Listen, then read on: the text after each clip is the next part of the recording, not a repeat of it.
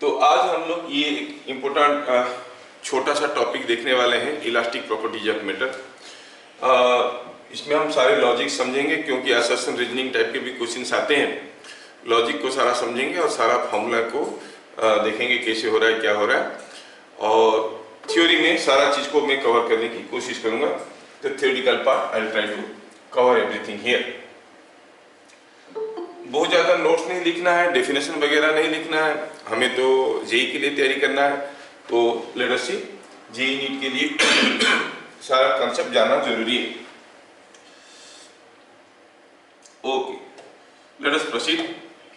पहले ये elastic property क्या होता है और ये इलास्टिक प्रॉपर्टी क्यों होता है, फिर इलास्टिक प्रॉपर्टी कैसे होता है, तीन चीज देखना है, और उसका इफेक्ट, चार चीज। What is elastic property? Why this elastic property? How is this elastic property? And what are the effects of this elastic property? तो इलास्टिसिटी का मतलब क्या हुआ, इसको आप दो तरीके से समझ सकते हो। दी property bye virtue of which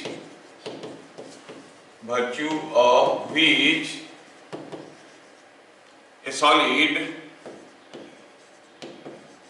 opposes any change in its shape and size। आप समझ पा रहे होंगे शेप का मतलब क्या है, साइज का मतलब, साइज का मतलब what is the volume, shape का मतलब स्फेरिकल है, कोनिकल है, क्यूबिकल है, कैसा है। और you can say the property, आप इसको दूसरे तरीके से भी कह सकते हो, the property by virtue of which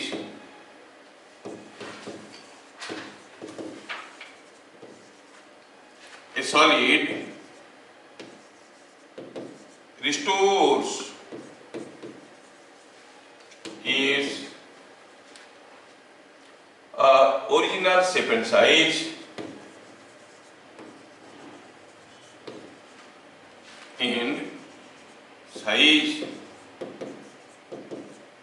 after removal of the deforming forces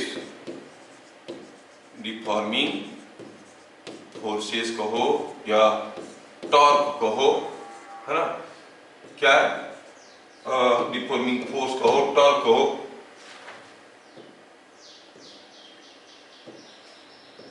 जब हम कोई सॉलिड को डिफॉर्म करने की कोशिश करते हैं, कोई सॉलिड है उसको कंप्रेस करने की कोशिश करते हैं, ये हमको अपोज करता है, that oppositional property is called elastic property. और दूसरे तरीके से क्या बोल रहे हैं, कोई सॉलिड को अगर हम कंप्रेस करके छोड़ देते हैं ओरिजिनल शेप में आ जाता है, एलोंगेट करके छोड़ देते हैं ओरिजिनल शेप में आ जाता है। अगर चारों तरफ से उसका वॉल्यूम को कंप्रेस करने की कोशिश करेंगे, छोड़ देंगे, फिर से वापस आ जाएगा।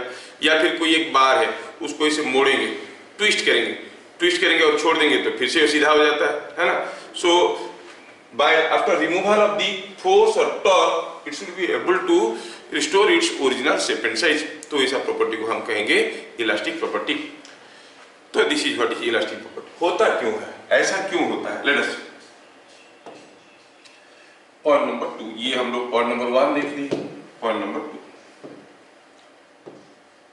आप जानते हो कि जैसे मैं ये पेन को यहाँ पर पकड़ा हुआ हूँ, पेन का दूसरा हिस्सा गिर नहीं रहा है। व्हाई? बिकॉज यहाँ पे जो मॉलिक्यूल्स है वो दूसरे वाले मॉलिक्यूल्स को पकड़ के रखें। How is the force? ये फोर्स ऑफ अट्रैक्शन है, इसलिए पकड़ के रखें, है ना, this is force of attraction.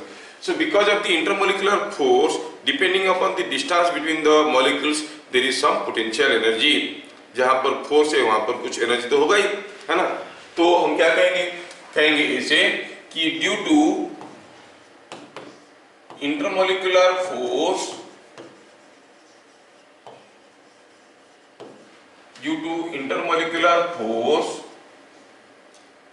the molecules of a solid,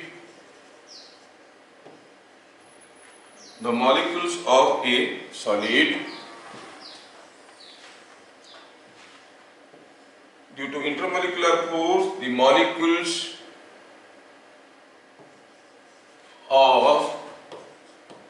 solid experience or possesses certain potential energy, possess certain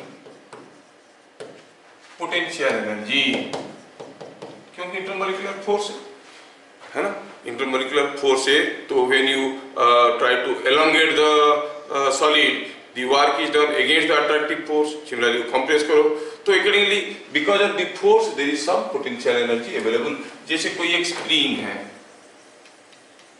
आप इसको खींच के लंबा करने की कोशिश करते हो, there is a force of attraction between two consecutive turns, so that's why it stores some energy. When you are pulling it, work is done against the consecutive turns, ये एक टर्न हुआ, ये एक टर्न हुआ, ये दोनों turn एक दूसरे को खींचने की कोशिश करते हैं, आप खींच के लंबा कर रहे हो, when you are trying to pull it, आप जब इसको खींच के लंबा करने की कोशिश कर रहे हो, work is done against this force, so potential energy increase, you say some amount of energy stored in it. Exactly in the same way you think, जो मॉलिक्यूल्स है, सोचो कि कोई एक सॉलिड है, ये कोई एक सॉलिड है, और चलो जस्ट डायग्रामेटिकली समझाने की कोशिश करता हूं कि यहाँ पे ढेर सारे मॉलिक्यूल्स रखे हुए, these are all different molecules. सोच लेते हैं कि उनके बीच में कोई फोर्स है, कैसा फोर्स है, ऐसा सोचो कि these molecules are joined by number of springs, ऐसे देखो ऐसा ऐसा करके they are all joined by number of springs like this, सोचो ऐसा अरेंजमेंट हुआ है।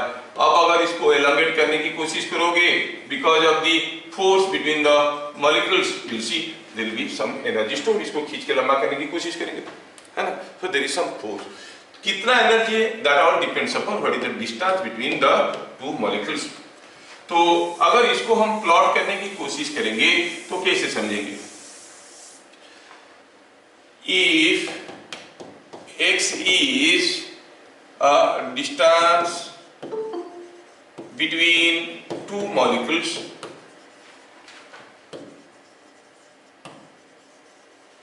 then the variation of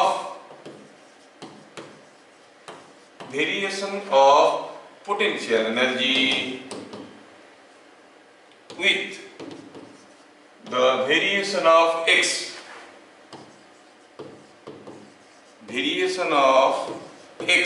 what is that, the distance between two molecules, variation of x is as shown below। कैसा होता है ये पोटेंशियल एनर्जी का variation, तो ये डायग्राम को याद रखना बहुत जरूरी है। तो मैं थोड़ा इसको कॉम्पैक्ट फॉर्म में लिखता हूँ so that I can visualize more things here. तो मैं देख रहा हूँ कि यहाँ पे जैसे जैसे ये दोनों दो पार्टिकल के बीच में डिस्टेंस x बदलेगा, उनके बीच में कुछ एनर्जी स्टोर हो जाएगा, दैट एनर्जी के बारे में हम लोग अभी बात कर रहे हैं, ठीक है, we are talking about that energy. Okay, now we want to see how is the variation of potential energy of the molecules with the distance between them. और ये जो फोर्स है ना, इंटरमोलिकुलर फोर्स है, ये कोई नेसेसरली अट्रैक्टिव नहीं है। जैसे मैं शुरू में रिप्रेजेंट किया, they are being connected by a spring, तो पास हो जाएंगे तो there will be a force of repulsion, दूर हो जाएंगे तो there will be a force of attraction, है ना। Accordingly the force of attraction और repulsion all together will decide the potential energy. अगर ये प्लॉट करने की कोशिश करेंगे तो आप देखोगे, suppose I say I want to plot the potential energy with x, इधर मैं ले लेता हूं पोटेंशियल एनर्जी, तो आपको जो ग्राफ मिलेगा, you will see that graph looks something like this, ऐसा होता है। This is what is the variation of the potential energy, ठीक है। पोटेंशियल एनर्जी का वेरिएशन ऐसे होता है। Here potential energy is minimum and the corresponding point here is something like this, ये that means when the distance between the molecules is x0, potential energy is minimum। और आप जानते हो कि जब भी पोटेंशियल एनर्जी मिनिमम होता है, the particles remain in stable equilibrium और unstable equilibrium, stable equilibrium। तो जब कोई मटेरियल रिलैक्स्ड स्टेट में है, उसके ऊपर कोई डिफॉर्मिंग फोर्स नहीं है, डिफॉर्मिंग टॉर्क नहीं है, the intermolecular spacing is x0। What is that x0? That is different again for different type of materials। तो हम क्या कहेंगे ये जो इंफॉर्मेशन हम लोग अभी देख रहे हैं, इस इंफॉर्मेशन से हम क्या कलेक्ट कर रहे हैं कि 8 x is equal to x0, potential energy is minimum, potential energy is minimum, so the particles are at molecules are at stable equilibrium is minimum and molecules are at stable equilibrium। क्या मतलब हुआ? Relax state में कोई एक solid को ले लो तो उसकी दो मॉलिक्यूल के बीच में डिस्टेंस क्या होगा? x0 corresponding to the minimum potential energy. अच्छा, तो अगर हम कहेंगे दोनों पार्टिकल के बीच में डिस्टेंस को x0 से ज्यादा कर दिया जाएगा, दो मॉलिक्यूल के बीच में डिस्टेंस को x0 से ज्यादा करेंगे, मतलब क्या करेंगे? Will elongate it. जब खींच के इसको लंबा करेंगे दो मॉलिक्यूल के बीच में डिस्टेंस बढ़ जाएगा। So when x is more than x0, what you observe here? You observe that the potential energy is increasing। दो पार्टिकल के बीच में डिस्टेंस को ज्यादा करने से पोटेंशियल एनर्जी बढ़ रहा है। पोटेंशियल एनर्जी तो तब बढ़ता है when work is done against the system force। जब दो पार्टिकल के बीच में डिस्टेंस को ज्यादा कर रहे हैं, ये एक मॉलिक्यूल है, ये एक मॉलिक्यूल है, दोनों के बीच में मैं डिस्टेंस को ज्यादा करने की कोशिश कर रहा हूं, पोटेंशियल एनर्जी बढ़ रहा है। मतलब ये दोनों पार्टिकल के बीच में जो फोर्स था वो कैसा फोर्स था? अट्रैक्टिव फोर्स था कि रिपल्सिव फोर्स था? अगर अट्रैक्टिव फोर्स होगा तो हम कहेंगे कि अगर इन दोनों पार्टिकल के बीच में डिस्टेंस को ज्यादा करेंगे तो एनर्जी बढ़ेगा, work will be done against the force, है कि नहीं? इसका मतलब for x more than x0, for x more than x0 you will find the force of attraction, force between the molecules is attractive। तो इसीलिए जैसे हम इसको खींच के लंबा करने की कोशिश करते हैं और छोड़ देते हैं, अट्रैक्टिव फोर्स है मॉलिक्यूल के बीच में, वो फिर से वापस आ जाते हैं। So it restores it's original length. तो व्हाट वी नोटिस हियर, इस चीज को हम लोग यहाँ पर लिखेंगे, क्या लिखेंगे? 8 x greater than x0, the intermolecular force these are all objective questions। intermolecular force is attractive। क्यों attractive? I have just explained। क्यों attractive? क्योंकि हम देख रहे हैं कि डिस्टेंस को बढ़ाने से, x को बढ़ाने से पोटेंशियल एनर्जी बढ़ रहा है। इसका मतलब पक्का work must have been done against the system force. तो हम कहेंगे इंटरमोलिकुलर फोर्स इज अट्रैक्टिव। कैसे पता चला? क्योंकि x को बढ़ाने से पोटेंशियल एनर्जी बढ़ रहा है। x को बढ़ाने से पोटेंशियल एनर्जी बढ़ रहा है, मतलब work must have been done against the system force. अब इन दोनों के बीच में डिस्टेंस को बढ़ाओ तो पता चल रहा है, अगर हम कहेंगे इन दोनों के बीच में डिस्टेंस को बढ़ाओ तो पता चल रहा है कि जैसे हम डिस्टेंस को बढ़ाने की कोशिश कर रहे हैं, पोटेंशियल एनर्जी बढ़ रहा है, मतलब work must have been done against the force, मतलब द फोर्स वाज अट्रैक्टिव। अच्छा, सोचो तो अगर हम देखेंगे for x less than x0, यहाँ पे somewhere here, if I want to see x less than x0 के लिए क्या हो रहा है? जैसे हम x कम कर रहे हैं x0 से, इसमें भी तो पोटेंशियल एनर्जी बढ़ रहा है। अब सोचो दो मॉलिक्यूल के बीच में हम डिस्टेंस को कम करने की कोशिश कर रहे हैं और क्या हो रहा है? पोटेंशियल एनर्जी बढ़ रहा है। पोटेंशियल एनर्जी तो तब बढ़ता है only when work is done against the system force. दो चीज को पास ला रहे हैं, एनर्जी बढ़ रहा है, मतलब फोर्स कैसा होगा? Work must have been done against the system force, मतलब फोर्स मस्ट बी रिपल्सिव, है ना? इसका मतलब when x is less than x0 the intermolecular force is repulsive। तो अगर हम इक्विलिब्रियम पोजीशन में कोई मटेरियल है उसको कंप्रेस कर देते हैं, मॉलिक्यूल के बीच में रिपल्सिव फोर्स जनरेट होता है, जैसे छोड़ देते हैं वो फिर से रिस्टोर कर जाते हैं। एलोंगेट करते हैं, मॉलिक्यूल के बीच में अट्रैक्टिव फोर्स जनरेट होता है, जैसे छोड़ देते हैं फिर वो ओरिजिनल शेप में आ जाता है। क्या मैं सबको ठीक ठाक समझा पा रहा हूँ? यस। तो क्या कहेंगे? Yes yes yes. तो क्या कहेंगे?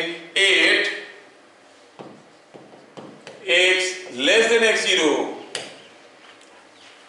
less than x0, the force between molecules, force between molecules is repulsive। कैसे पता चला?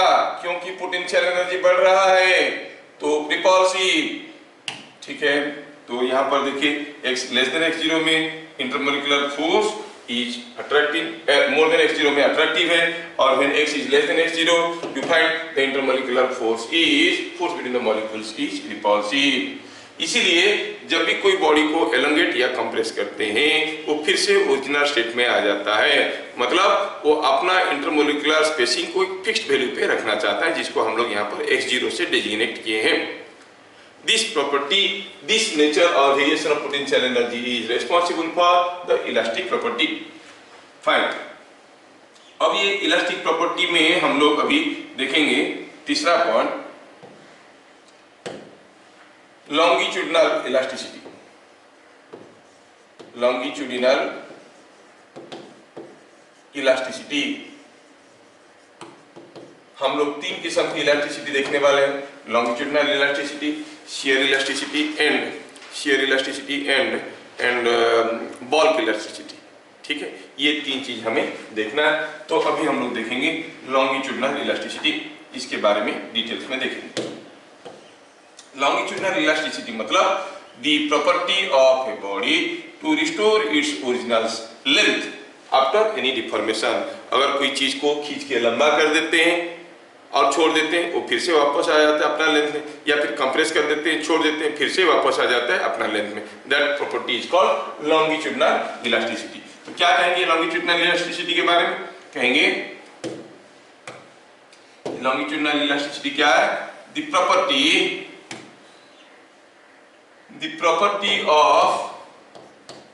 property of a solid to restore its original length,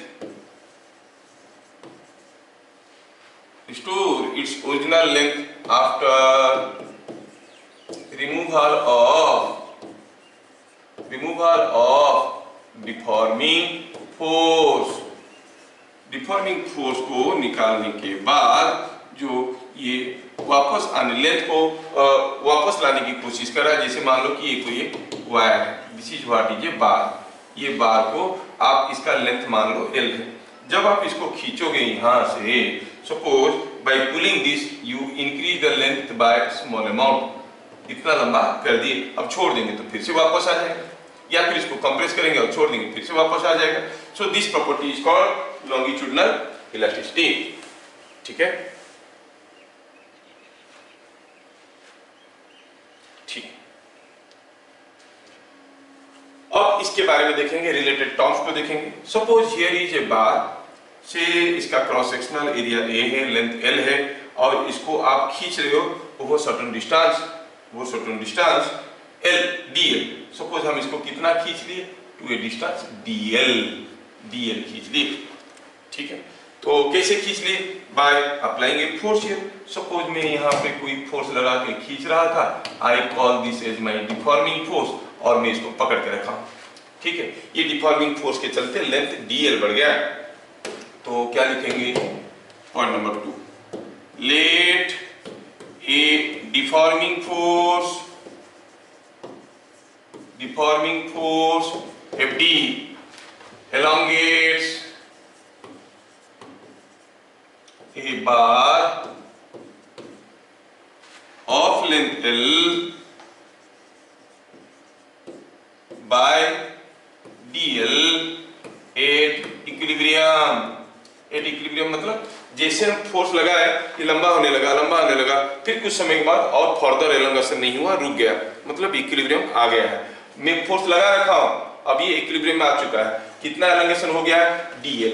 you से the elongation is now dl is the elongation. अच्छा, तो अगर ये बात है तो हम कहेंगे ये जो टर्म्स हम लोग देख रहे हैं इसको लेके आगे बढ़ेंगे। बिट नंबर 1, स्ट्रेन प्रोड्यूस्ड, और स्ट्रेन का पूरा नाम क्या है यहाँ पे? Longitudinal strain. Longitudinal strain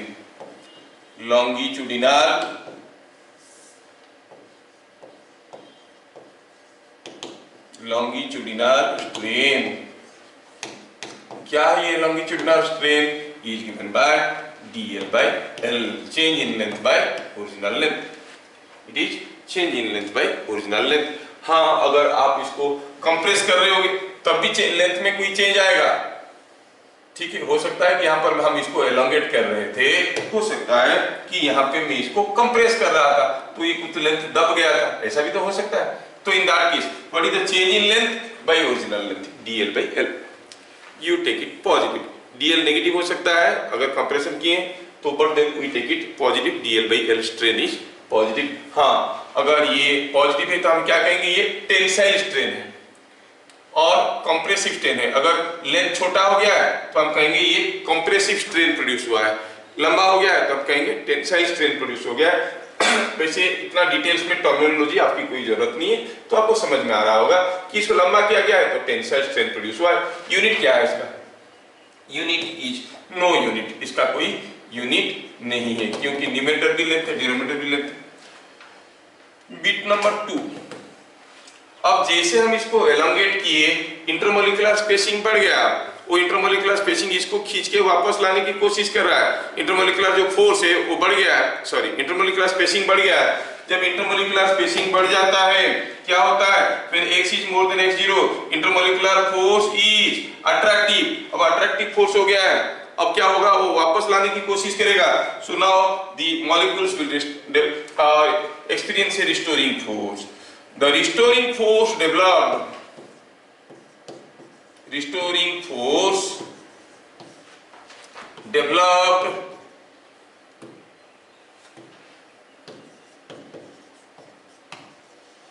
or unit cross-sectional area is called longitudinal stress, is called longitudinal stress।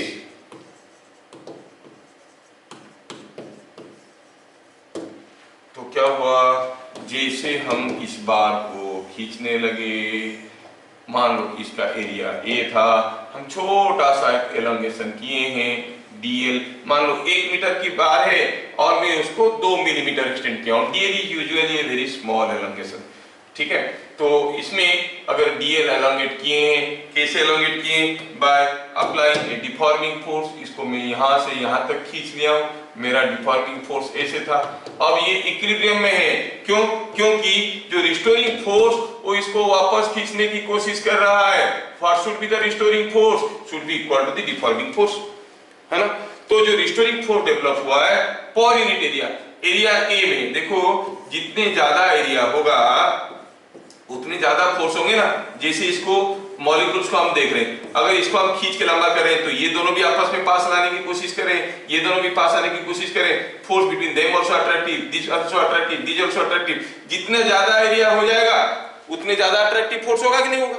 सो सिर्फ फोर्स से हमें कुछ पता नहीं चलने वाला, स्ट्रेस कैसे पता करेंगे, कितना फोर्स आया कितना एरिया पे आया, क्योंकि जितना ज्यादा एरिया होगा उतना ज्यादा स्ट्रेस क्रिएट होगा, यहाँ पे जितना ज्यादा एरिया होगा उतना ज्यादा फोर्स क्रिएट होगा।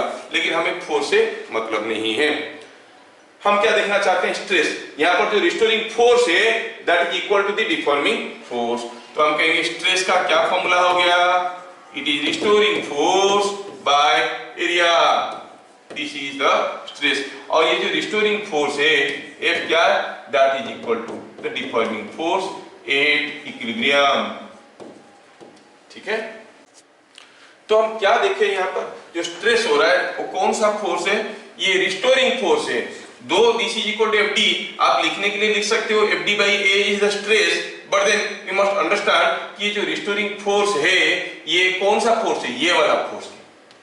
तो stress is force by area, ये फोर्स बदलता है। जैसे मान लो कि शुरू में suppose you apply a constant deforming force, when you apply a constant deforming force this slowly elongates, deforming force was constant but restoring force was gradually increasing and so on, ठीक है। तो finally at equilibrium the restoring force is equal to the deforming force.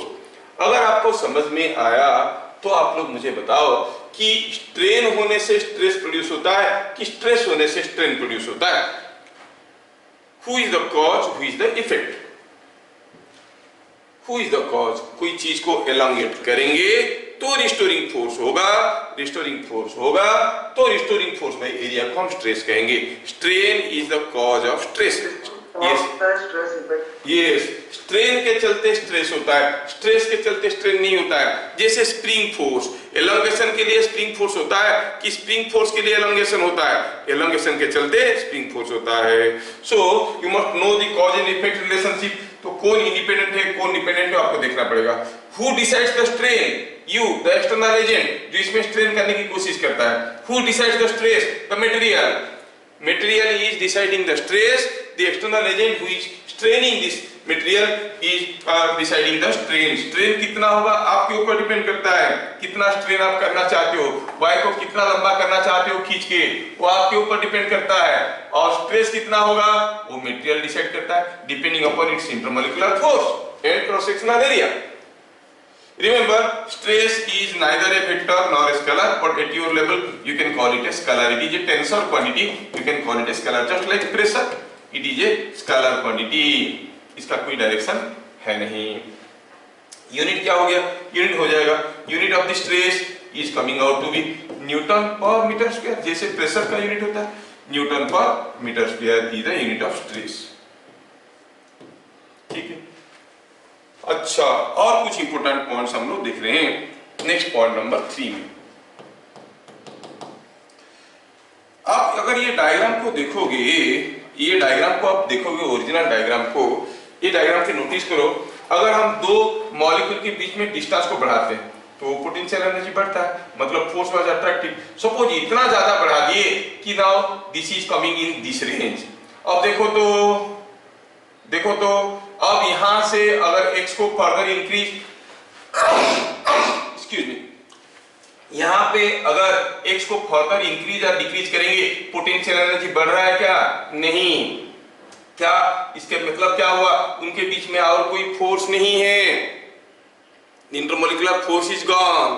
क्योंकि अगर attractive force होता तो distance बढ़ाने से potential energy बढ़ जाता, रिपल्सिव फोर्स होता तो डिस्टेंस बढ़ाने से पोटेंशियल एनर्जी घट जाता। हम तो देख रहे हैं कि पोटेंशियल एनर्जी का डायग्राम कुछ ऐसा बन गया, मतलब ये जोन में और इंटरमोलिकुलर फोर्स नहीं है, सॉलिड का एक दूसरे को पकड़ के रखने का कोई और टेंडेंसी नहीं है। सोचो कि एक स्टील बार है, इसको बहुत जोर से खींचोगे और ऐसे पकड़ के रखो तो डंडा जैसे खड़ा था, लेकिन काफी दूर खींच के लंबा करने के बाद अगर एक एंड को पकड़ोगे दूसरा एंड झूल जाएगा, because the molecules are not able to catch hold the nearby molecules. समझ में आ रहा है क्या? तो डिस्टेंस अगर बहुत ज्यादा हो गया फिर से फोर्स गायब हो जाता है। फोर्स अगर गायब हो जाएगा, कहने का मतलब है अगर हम इंटरमोलिकुलर स्पेसिंग दिस मच बना देते हैं, ये जितना वैल्यू इतना बना देते हैं, फिर छोड़ेंगे तो कहां वो वापस आएगा? It can not come back. It cannot come back because there is no intermolecular force. ये और ओरिजिनल स्टेट में रिस्टोर नहीं कर पाएगा। हम कहेंगे the material has lost its elastic property or what you say it has become plastic.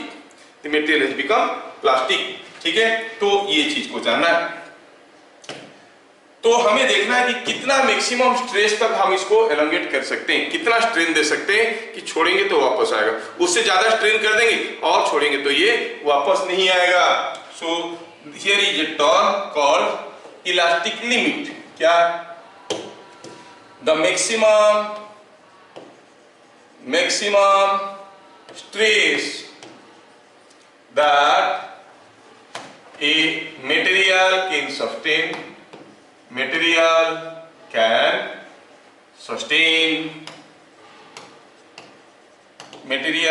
sustain before it enters plasticity. It enters plasticity or loses its elastic property. Is called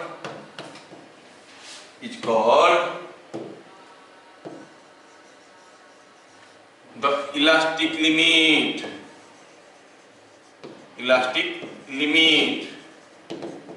ठीक है, तो maximum stress, elastic limit का मतलब हुआ the maximum stress that it can withstand. इससे ज्यादा stress देंगे ये विथस्टैंड नहीं कर पाएगा और फिर प्लास्टिक बन जाएगा, it will not be able to restore its original shape and size. क्या ये बात भी सबको समझ में आ रहा है? अगर ये समझ में आ रहा है तो यहाँ पे आता है हमारा बहुत ही popular law that is called Hooke's law. क्या कहता है Hooke's law? Here we say Hooke's law क्या कहता है? और वैसे भी यहाँ पे मैं बताना चाहूंगा, जिसका इलास्टिक लिमिट जितना ज्यादा है उसको हम उतना इलास्टिक बोलते हैं। कभी कभार ये वेरी कॉमन क्वेश्चन आता है, what is more elastic, rubber और स्टील? तो आप कहोगे रबर को खींचो छोड़ दो फटाक से आ जाता है, स्टील को खींचो छोड़ दो आता है लेकिन दिखता नहीं है, इतना कम होता है, तो रबर ज्यादा इलास्टिक है। ये एक जनरल मिसकंसेप्शन है। ज्यादा इलास्टिक मटेरियल किसको कहेंगे? जिसका इलास्टिक लिमिट हाई है, बहुत ज्यादा स्ट्रेस तक खींच के, बहुत ज्यादा स्ट्रेस प्रोड्यूस करके छोड़ देने से भी, और बहुत ज्यादा स्ट्रेस होने के बावजूद छोड़ देने से ही वापस आ जाता है, प्लास्टिसिटी में नहीं जाता है, तो हम कहेंगे it is more elastic. Rubber को मान लो कि ये पेन साइज का एक रबर है और एक स्टील है। रबर को अगर हम 100 न्यूटन का फोर्स देंगे, खींच लेंगे और छोड़ देंगे तो हो सकता है कुछ परमानेंट एलोंगेशन रह जाएगा, वापस नहीं आएगा। स्टील को अगर हम 1000 न्यूटन का फोर्स देके खींचेंगे, वापस छोड़ देंगे, फिर से वापस आ जाएगा। मतलब इसका इलास्टिक लिमिट रबर से काफी ज्यादा है। मैक्सिमम स्ट्रेस बियरिंग कैपेसिटी जो है स्टील का ज्यादा है। Material having higher elastic limit are said to be more elastic. That is what I should quote here, क्योंकि एक रेगुलर क्वेश्चन है।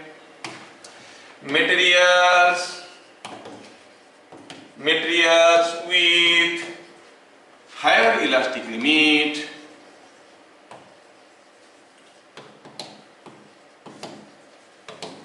are said to be more elastic.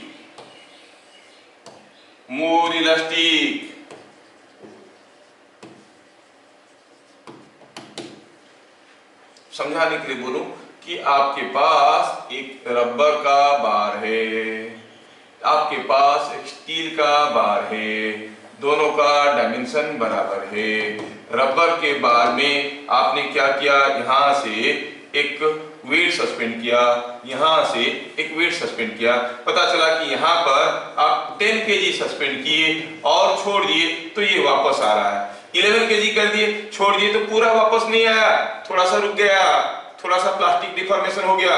लेकिन steel के केस में आपने पता चला इसमें 200 kg सस्पेंड किए, छोड़ दिए, वापस आ रहा है, 300 kg सस्पेंड किए, छोड़ दिए, वापस आ रहा है। मतलब वापस आने के लिए कितना मैक्सिमम स्ट्रेस ले सकता है?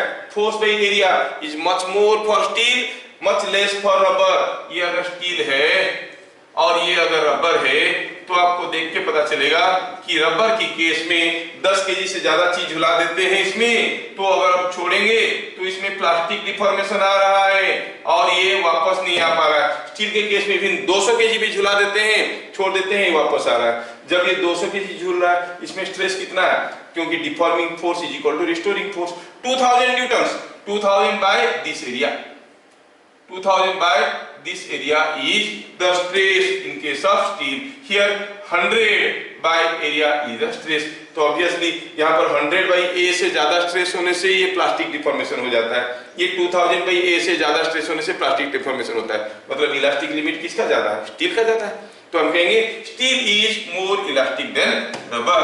ये चीज आपको समझ में आना जरूरी है। तो हम कहेंगे एग्जाम्पल में steel is more elastic than rubber। तो हम लोग बात कर रहे थे ये लॉन्गिट्यूडिनल इलास्टिसिटी का। आगे बढ़ते हैं, पॉइंट नंबर 3 में चलते हैं। पॉइंट नंबर 3 में देखेंगे हुक्स लॉ। ये हुक्स लॉ क्या कहता है? ये हुक्स लॉ कहता है कि within elastic limit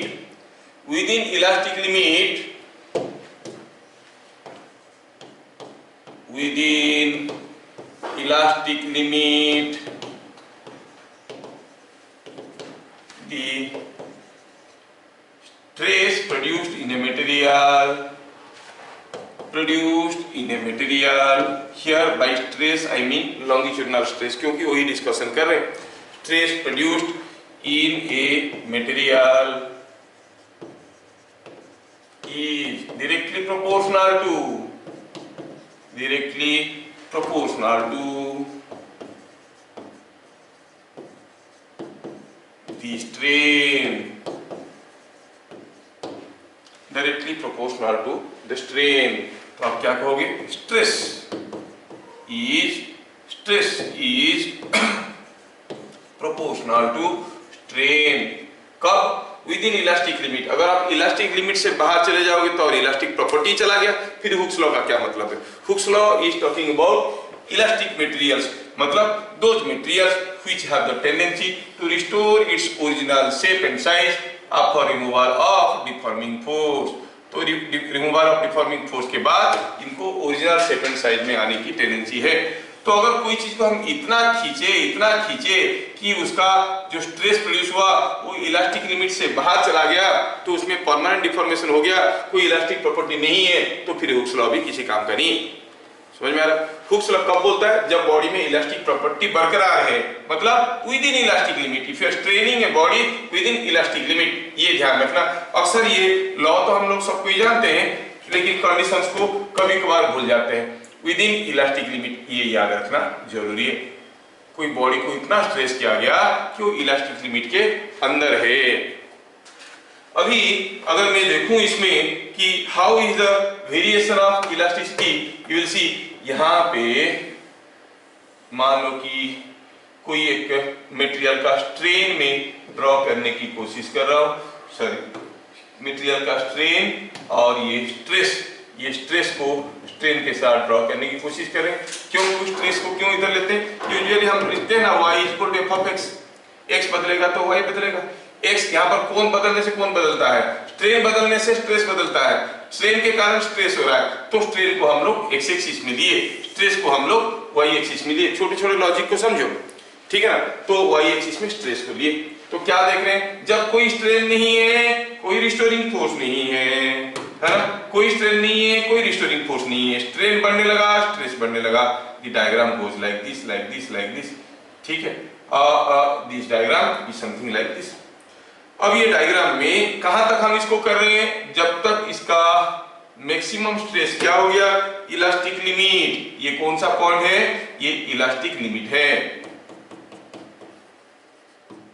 elastic limit, up to elastic limit. लिखने से ज्यादा कंफ्यूजिंग हो रहा है, तो you see here it is coming out to be the elastic limit. Up to elastic limit अगर स्ट्रेन करके देखेंगे तो हम देखेंगे the stress is proportional to strain.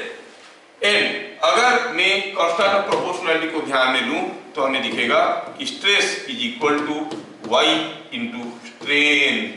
ये वाई क्या है? Y is called Young's modulus. Y is Young's modulus, Young's modulus. और ये किसके ऊपर डिपेंड करता है? Depends on nature of material, ठीक है? अलग अलग मटेरियल के लिए अलग अलग होता है। और यूनिट क्या होगा? देखो तो स्ट्रेन का तो कोई यूनिट है नहीं, मतलब y का यूनिट स्ट्रेस का यूनिट के बराबर है। Unit is Newton per metre square, stress का यूनिट के बराबर है। तो ये जो y है that depends upon the Young's modulus, depends upon the nature of the material. Stress is equal to y into strain. तो यहाँ पे देखो तो when you are giving this much strain, you are getting this much stress. ये strain हुआ तो ये stress हुआ। जब इतना स्ट्रेन आप दिए हो तो आपको मिल रहा है इतना स्ट्रेस। तो what does the ratio stress by strain represent? Stress by strain is the slope. So you से अगर ये एंगल थीटा है तो हम कहेंगे ये y क्या है? y is stress by strain और tan theta. Slope of the diagram, slope of the diagram is called the Young's modulus. क्यों बता रहे हैं? क्योंकि डायग्राम आएगा, ऐसे दो फिगर दे देंगे, कौन सा मटेरियल का y ज्यादा है ऐसे करके पूछ लेंगे। तो आपको पता चलना चाहिए कि this is equal to slope of is equal to tan theta. ठीक है ना। जब हम इसको tan थीटा लिख रहे हैं, साथ साथ ये भी लिख रहे हैं कि it is slope of stress versus strain diagram is equal to slope of stress versus strain diagram, stress versus strain diagram, ठीक है, वर्सेस स्ट्रेन डायग्राम, ठीक है। So what you find Young's modulus क्या है हमें समझ में आ गया। चलिए इसी चीज को थोड़ा हम लोग और भी डिटेल्स में लिखने की कोशिश करते हैं। अभी हम देखें कि the stress is same as y into strain. y depends upon nature of the material. अगर हम कहेंगे हमारे पास कोई एक बार है, हमारे पास कोई एक बार है, तो बार अगर है यहाँ पे और इसको हम खींच लिए ओवर लेंथ डेल्टा एल, ये बार को हम डेल्टा एल खींच लिए हैं। जब ये बार को हम डेल्टा एल खींच लिए हैं यहाँ पे, तो हम देखेंगे यहाँ पे एलोंगेशन डेल्टा एल हो गया है। This is produce some stress in it, है ना। अच्छा, restoring force by area will give you the strain. अब मैं क्या किया हूँ, इसको एलोंगेट कर दिया हूँ, ठीक है। I have elongated this one to give some strain. Original length क्या था, ओरिजिनल लेंथ था एल, रिस्टोरिंग फोर्स क्या हुआ एफ। चलो वैल्यूज थोड़ा लिखते हैं और देखते हैं क्या आ रहा है। F by A is equal to Y into change in length by original length. ये एक बहुत ही पॉपुलर फॉर्मूला है, डायरेक्ट फॉर्मूला क्वेश्चन आते हैं, लेकिन जेई में नहीं आएगा, बोर्ड वगैरह में आते हैं, स्कूल वगैरह में आते हैं। डायरेक्ट फॉर्मूला डालना, सब कुछ डाटा दिया रहेगा, you have to find out the stress और स्ट्रेन और चेंज इन लेंथ कुछ भी। वो क्या करते हैं, कहते हैं कि bar was pulled with a force of say 20,000 newton और steel bar was pulled with 20,000 newton और उसका क्रॉस सेक्शनल एरिया ये था, यंग्स मॉडुलस ये था, ओरिजिनल लेंथ था 2 metre, what will the increase in length. तो कभी कभार हमें लगता है कि हमारे खींचने के कारण लंबा होता है, वो बात सही है, लेकिन लंबा होने के कारण स्ट्रेस प्रोड्यूस होता है। हमारा खींचने से स्ट्रेस प्रोड्यूस नहीं होता है, stress is produced because of deformation. क्योंकि जब हम शुरू में इसको खींचना शुरू किए, ये एलोंगेट नहीं हुआ था, एलोंगेट हुए जा रहा था। During that process the stress was not there, धीरे धीरे एलोंगेट हो गया, तभी जाके स्ट्रेस बना। तो ये मिसकंसेप्शन हो जाता है, हम खींचने से, हम स्ट्रेस करने से स्ट्रेन होता है, नहीं, हम स्ट्रेस नहीं करते, हम स्ट्रेन करते हैं, स्ट्रेस खुद बनता है। When you strain certain things, stress बनता है, स्ट्रेस करने से स्ट्रेन नहीं बनता है। अच्छा, इसमें से और क्या चीजें समझ में आया, इसमें से और ये चीजें समझ में आया कि अगर हम इस F को थोड़ा ऐसे लिखेंगे, A y by L into D L. अब ये चैप्टर काफी आसान बन जाएगा अगर आप ये फॉर्मूला को ठीक से समझ लोगे। ये फॉर्मूला क्या रिप्रेजेंट कर रहा है, सपोजिंग आपके पास कोई एक स्प्रिंग है, उसका कुछ लेंथ था, क्या लेंथ था, क्या क्रॉस सेक्शनल एरिया था मालूम नहीं है, स्प्रिंग कांस्टेंट के था। When you pull it to certain distance, आप इसको कुछ डिस्टेंस खींच के ले आए, जैसे यहाँ पर मैं डिफॉर्मिंग फोर्स दिया था, यहाँ पर भी डिफॉर्मिंग फोर्स देके रखा हूँ, तो क्या हो रहा है, इस केस में भी आप देखोगे एक स्प्रिंग फोर्स बन रहा है, रिस्टोरिंग फोर्स बन रहा है, और वो रिस्टोरिंग फोर्स उल्टा है, ऐसा है ना। That restoring force was related to the spring constant। अगर मैं इसको कहूँ कि मैं यहाँ पे इस स्प्रिंग को एलोंगेट किया हूँ बाय ये डिस्टेंस dl, तो fs dl और k में क्या रिलेशन है, it is k dl, f is equal to kx वाला फॉर्मूला लगा रहा हूँ। You can see here also it is behaving as a spring। What is the effective spring constant? Compare these two equations। यहाँ पर आ रहा है fs is equal to k dl, यहाँ पर आ रहा है ay by l into dl। तो आप कहोगे effective spring constant, effective spring constant is equal to कितना है, f बाय dl, कितना है, ay बाई एल। तो कोई एक मटेरियल का अगर आपको डायमेंशन मालूम है, उसका वाई मालूम है, आप इफेक्टिव स्प्रिंग कांस्टेंट निकाल सकते हो। क्या ये न्यूटन पर मीटर, जैसे के लिए होता है। अब सोचो कोई बार को खींच के लंबा करना है, कंप्रेस करना है, कुछ करना है, भूल जाओ कि दैट इज ए स्प्रिंग। ऐसा कोई क्वेश्चन दिया है, convert it into A spring जिसका स्प्रिंग कांस्टेंट कितना है, Ay/L। आगे स्प्रिंग रिलेटेड न्यूमेरिकल आपको करना आता है। You know how to solve spring related numericals, it is Ay/L, है ना। जैसे अगर कोई पूछेगा कि इसको हम थोड़ा सा खींचें, बताओ what is the energy store. अरे कितना एनर्जी स्टोर होता है, हाफ के x स्क्वायर, जैसे इसमें होता है उसमें भी वही एनर्जी स्टोर होगा। जैसे फॉर एग्जांपल मैं अगर आपको बताऊं एनर्जी स्टोर और elastic energy store, elastic energy store, elastic energy store और elastic potential energy store, elastic potential energy store.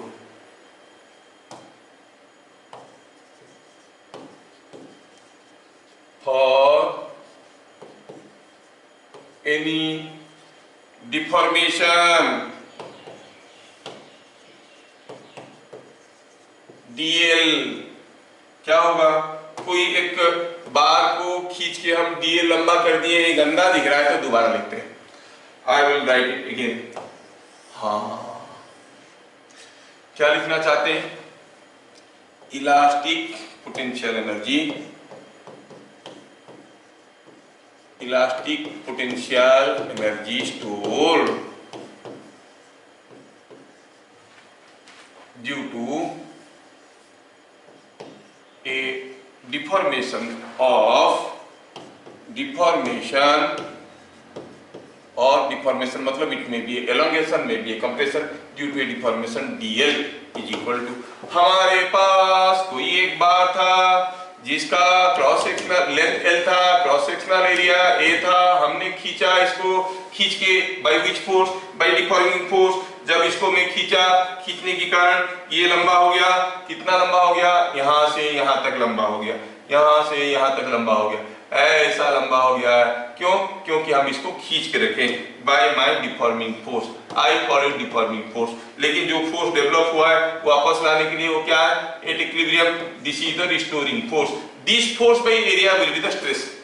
हमें पता ये करना है, जब इसको हम खींच रहे हैं over A length dl, what is the energy stored? Obviously work is done against the restoring force.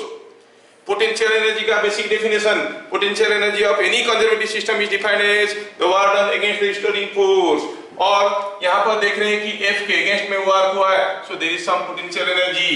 अच्छा, elongate करने से work is done against the restoring force। क्या मुझे बता सकते हो, कंप्रेस करेंगे तो work will be done by the restoring force और against the restoring force. Compress करेंगे तो अगेंस्ट, तब भी अगेंस्ट ही होगा क्योंकि वो वापस ढकेलने की कोशिश कर रहा होगा। तो कितना एनर्जी होता है वो तो हमें मालूम है, स्प्रिंग के केस में एनर्जी का फॉर्मूला हाफ के x स्क्वायर, k का वैल्यू क्या है, Ay/L, x स्क्वायर मतलब एलोंगेशन, एलोंगेशन कितना हुआ है, dl का square. The energy stored is given by this formula, half के x स्क्वायर वाला फॉर्मूला लगा दिए हम यहाँ पे, है ना। तो आपको समझने में कोई दिक्कत नहीं हो रहा होगा। अब क्या है कि भूल जाओ कि आप इलास्टिसिटी चैप्टर को डील कर रहे हो, आप क्या कर रहे हो, डील कर रहे हो स्प्रिंग चैप्टर को। कोई भी बार आपको दिया गया है, convert it into spring, solve, just convert the bar into A spring और स्प्रिंग कांस्टेंट Ay/L, और फिर उसके बाद आप जैसे स्प्रिंग रिलेटेड न्यूमेरिकल्स करते हो सारा करो, आपके काम फटाफट फटाफट बन जाएंगे। ये एक न्यू अप्रोच है, not given in your book. अच्छा, ये हुआ एनर्जी। लेकिन अगर जो एनर्जी आया थोड़ा इसको और मॉडिफाई करके कुछ कॉम्पैक्ट फॉर्म में लाने की कोशिश करेंगे। चलिए देखते हैं क्या दिख रहा है, कैसे दिख रहा है ये एनर्जी, अगर इसको थोड़ा हम सिंप्लीफाई करते हैं तो।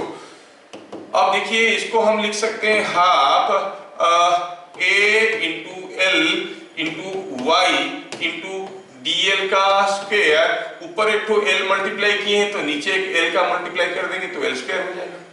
What is dl by L? It is strain, नहीं? So it is half. What is A into L? अगर एरिया A है, लेंथ L है, AL is volume. वाई, ये क्या हो गया, स्ट्रेन का square, it is the square of the strain. तो आप कहोगे इट इज एनर्जी, कितना आया, half V Y strain square. Usually इसको हम लोग एक्सप्रेस करते हैं एनर्जी पर यूनिट वॉल्यूम। यूनिट वॉल्यूम में कितना एनर्जी स्टोर हुआ है कैसे निकालते हैं, it is half Y into strain का स्क्वायर। तो energy stored per unit volume is given by half Y into strain का स्क्वायर। एनर्जी पूछेगा तो हाफ वाई इंटू स्ट्रेन का स्क्वायर इंटू वॉल्यूम। फॉर्मूला को ठीक ठाक याद रखना, कंडीशंस याद रखना। और हमें मालूम है stress is equal to Y into strain. ये जो स्ट्रेन का स्क्वायर है उसमें से एक स्ट्रेन को वाई के साथ मल्टीप्लाई कर दो, क्या देगा, स्ट्रेस। क्या मिलेगा हमको, half stress into strain. This is what is the energy stored per unit volume. ऐसा भी कर सकते हो, if you know the stress in the material, the strain produced by you, then the product of half stress and strain gives you the energy stored for unit volume. ध्यान रखना ये energy नहीं है, एनर्जी पर unit volume है। पूरा energy पूछेगा तो वॉल्यूम को इसके साथ मल्टीप्लाई करना पड़ेगा। वॉल्यूम मतलब बार का volume, area A, length L, A L. क्या मेरी बात समझ में आया? यस। अब मैं यहाँ पे थोड़ा सा डिफिकल्ट क्वेश्चन में जाना चाहूंगा जो कि हम लोग एनालॉगसली स्प्रिंग के केस में करते हैं, तो यहाँ पर भी करेंगे। बिट नंबर 4, बिट नंबर 4 में हम ये देखना चाहते हैं एलंगेशन। बिफोर दैट सपोज हम कहेंगे हमारे पास कोई एक स्टील बार है जिसका mass is very very small as compare to M, और इसका डायमेंशन वगैरह दिया हुआ है, एरिया ए है, लेंथ एल है। क्या आप में से कोई है पहलवान जो बताएगा अगर इस बार को थोड़ा सा धक्का देते हैं और ये ऑसिलेट करने लगता है, time period of small oscillation क्या होगा, time period of small oscillation कितना हो जाएगा, इज इक्वल टू, कैसा करना है, consider this as a spring. कोई स्प्रिंग है कांस्टेंट के, एक ब्लॉक एम झूल रहा है, टाइम पीरियड ऑफ ऑसिलेशन क्या होता है एसएचएम के केस में, 2 pi root over of M by K, है कि नहीं। यहाँ पर जानते हैं कि स्प्रिंग के केस में हमें याद है कि यहाँ पे होता है हमारा period of oscillation 2 pi root over of M by K, ये हमें मालूम है। तो क्या इस केस में पीरियड ऑफ ऑसिलेशन निकाल सकते हैं? हाँ निकाल सकते हैं। क्या होगा, 2 pi root over of M by K मतलब ए वाई बाई एल। समझ में आया क्या? 2 pi root over of M L by A Y. ऐसे करके हम निकाल सकते हैं what is the time period of oscillation. कोई भी केस में आप एनालॉगसली इसको स्प्रिंग केस के साथ कंपेयर करो and try to get the things done. समझ में आया? It is coming 2 pi root over of M L by A Y is the time period of small oscillation. अगर ये ब्लॉक को हम थोड़ा सा धक्का दिए हैं। अब यहाँ पे और एक चीज बताना चाहूंगा, बिट नंबर 5। सपोज हमारे पास कोई एक स्प्रिंग है और इसका मास m है और स्प्रिंग कांस्टेंट k है, तो इसका अपना वेट के चलते due to its own weight also you will find the spring elongate. We want to know what is the elongation in the spring due to its own weight. Elongation in the spring due to its own weight. बस निकाल तो सकते हैं, हम निकालेंगे, हम नहीं चाहेंगे कि आप याद रखो। तो मैं चाहता हूं कि कैसे हो रहा है थोड़ा देख लो। सेम फंडामेंटल्स इस केस में निकालेंगे और m और k के केस में अगर हमें मालूम है तो उस केस में भी हम निकाल सकते हैं। चलिए देखते हैं, when you suspend a spring vertically due to its own weight कितना एलोंगेशन होगा। मैं डिराइवेशन कर रहा हूं, आपको डिराइवेशन लिखो ना लिखो कोई फर्क नहीं पड़ता। तो अभी मैं लिखना चाहता हूं elongation in a spring due to its own weight। ठीक है, याद रखने की दूसरे तरीका बता दूंगा। हाँ, तो क्या हो रहा है हम देखेंगे, ये स्प्रिंग अपना वेट के चलते कितना एलोंगेट हो गया है। मैं क्या कर रहा हूं, यहां से कुछ x और यहां से कुछ y डिस्टेंस में मैं क्या कर रहा हूं, स्प्रिंग का एक सेगमेंट को कंसीडर कर रहा हूं dy, जिसका स्प्रिंग कांस्टेंट कितना है k डैश। हम जानते हैं spring constant depends upon the natural length of the spring, अलग अलग लेंथ का अलग अलग स्प्रिंग कांस्टेंट होता है। ये जो छोटा सा dy है उसमें कितना एलोंगेशन हुआ, what is the elongation in this spring. तो without writing much explanation I straight way go for the things. Suppose ये जो स्प्रिंग है ये पूरा स्प्रिंग का लेंथ है L। आप जानते हो spring constant into length is a constant, K into L must be equal to K dash into dy। अच्छा, तो इसमें से पता चल गया what is K dash, K dash is KL by dy। तो ये जो छोटा सा सेक्शन को मैं देख रहा हूं इसका स्प्रिंग कांस्टेंट कितना है, it is KL by dy। ठीक है, ये वाला स्प्रिंग में एलोंगेशन कितना होगा, ये डिपेंड करता है कि इसको कितना फोर्स खींच रहा है। ऊपर वाला फोर्स इसको खींच नहीं रहा है, नीचे वाला फोर्स झूलने के कारण इसको एलोंगेट करने की कोशिश कर रहा है। What is the force here, force here is nothing but weight of this part. अगर पूरा m लेंथ मास होता है L लेंथ का, y लेंथ का मास कितना होगा, will say for y length, for y length mass will be my by L, weight will be this। यही force जो कि इसका वेट है, यही फोर्स जो कि इसका वेट है, ये पार्ट का वेट है, this part is only responsible for creating the elongation in this small section। So what is the small elongation, delta or dx, I will say dx, small elongation. आपको derivation और आगे नहीं चाहिए, इसीलिए आप खाली देख लो डेल्टा एक्स का स्मॉल एलोंगेशन कितना हो गया इसमें, spring constant is this and force is this, it is F by K dash. कितना है ये, M y g by L, K dash हो गया K L बाय dy। तो टोटल एलोंगेशन क्या हो जाएगा भाई, टोटल एलोंगेशन क्या हो जाएगा,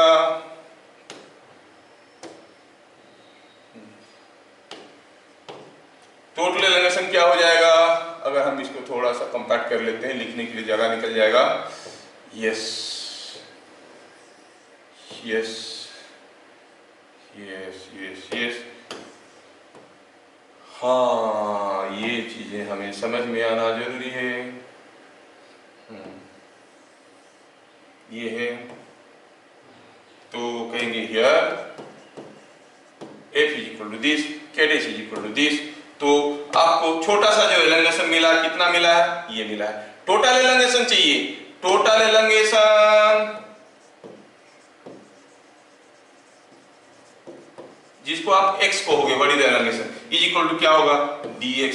सारे छोटे छोटे सेक्शन कितना एलोंगेट हो गए, सपोज ये खुल गया है 1 मिलीमीटर, ये खुल गया है हाफ मिलीमीटर, ये खुल गया है 2 मिलीमीटर, क्योंकि जितना ऊपर वाले हिस्सा जाएंगे उनके ऊपर उतने ज्यादा लोड आ रहा है, ये ज्यादा खुल गए होंगे, ये कम खुल गए होंगे, है ना।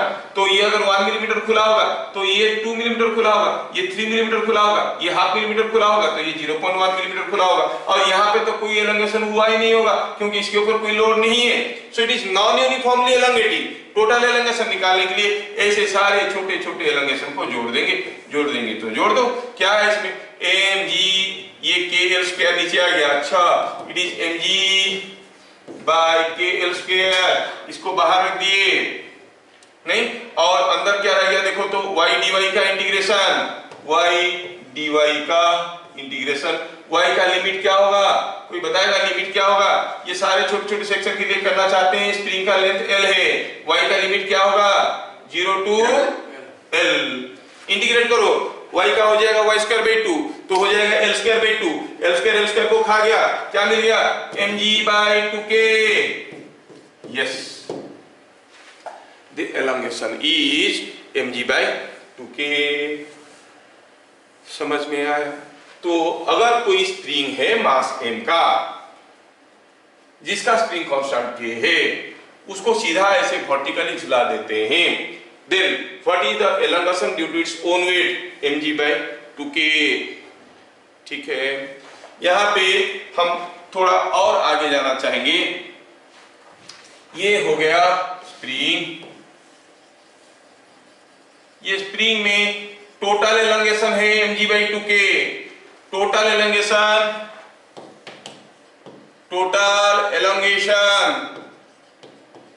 Is equal to mg/2k। क्या ये एलंगेशन यूनिफॉर्म है? नहीं है। ऊपर वाला आधा पार्ट में half upper part, half lower part को अगर देखेंगे, कौन सा पार्ट में ज्यादा एलंगेशन हुआ होगा, अपर हाफ पार्ट में कि लोअर हाफ पार्ट में? क्योंकि ये सारा चीज झूल रहा है, अपर हाफ पार्ट में ज्यादा एलंगेशन होगा। इसको तो यहाँ पे तो कोई एलंगेशन हो ही नहीं रहा, कोई खींच नहीं रहा है यहाँ से। So elongation is more in the upper half part. तो इसका मतलब ये जो टोटल एलंगेशन mg/2k हुआ, मतलब नहीं कि आधा इधर हुआ आधा इधर हुआ, it is non uniformly elongated. I want to know what is the elongation in the upper half part. I want to know elongation in the upper half part, but before that हम कहेंगे elongation